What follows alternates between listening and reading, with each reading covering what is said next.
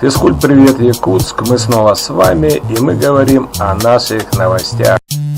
А у нас краткая информация о заочном конкурсе «Золотые уроки», который проводил отдел передового педагогического опыта Управления образования нашего города.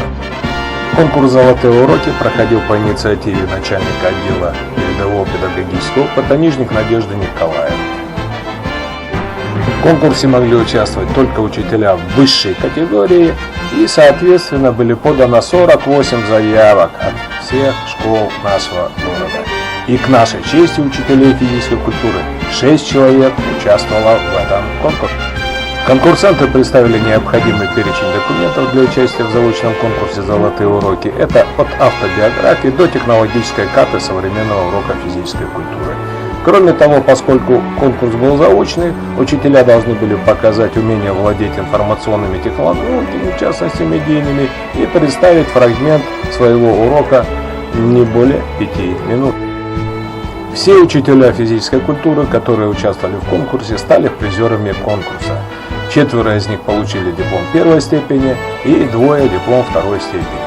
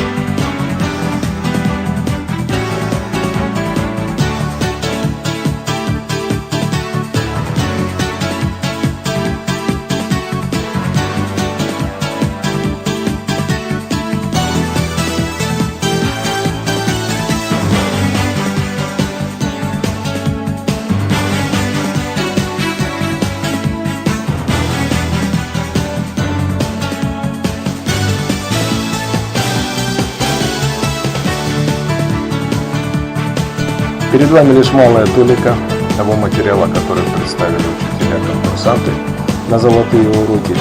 А полная версия ролика вы можете посмотреть на канале отдела передового педагогического опыта или же на личных каналах этих учителей физической культуры.